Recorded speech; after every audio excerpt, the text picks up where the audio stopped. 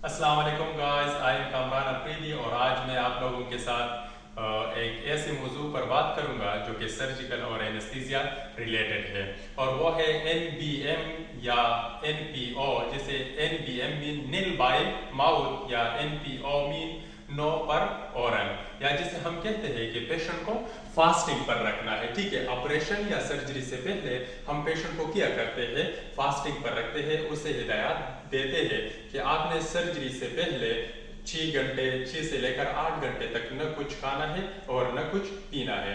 लेकिन ये क्यों कहते हैं पेशेंट को कि आपने न कुछ खाना है और न पीना है?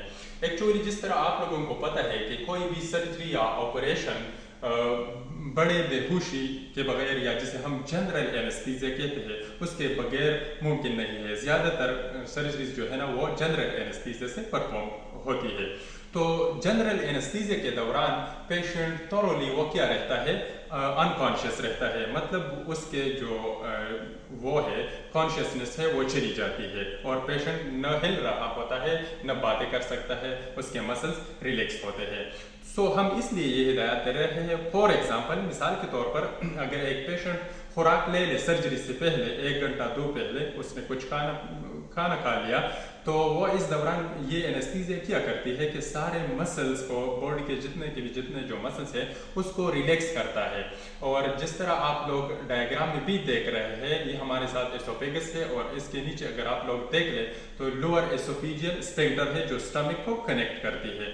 ये लोअर एसोफेजियल स्फिंक्टर क्या करती है नॉर्मली जिस तरह कॉन्शियस पेशेंट में, तो ये खुराक को वापस रीगर्जिटेशन से क्या करती है, प्रिवेंट करते हैं। लेकिन ड्यूरिंग द जनरल एनेस्थीसिया ये स्फिंक्टर क्या होते हैं, रिलैक्स होते हैं, और पेशेंट की जो फूड होती है, जो उसने जो कुछ खाई हुई होती है, वो सारी क्या करती है, वापस ट्रेकिया में, वापस एसोफेगस में आती है और पेरिंग्स तक आ जाती है। अब चूंकि patient during the anaesthesia unconscious है तो वो इसको वॉमिट नहीं कर पाती। ठीक है, तो वो इस दौरान इसकी क्या चांसेस है कि वो ट्रेकिया में चली जाए, लंग्स में चली जाए। ठीक है, तो अगर वो लंग्स में चली जाती है तो जिस तरह आपको पता है फूड में कितने ज़्यादा वो बैक्टीरिया और ये चीज़ें होती हैं, मतलब अनहाइजीनिक फूड होती है। और दूसरा ये कि स्टमक कंटेंट में एसिड भी होती है, तो वो एसिडिक होती है, वो आपकी लंग्स को फिर डैमेज करेगी और इस तरह से इन्फेक्शन को काज करेगी। ठीक है, तो इसलिए हम पेशेंट को हिदायत देते हैं कि आप कुछ खाना पीना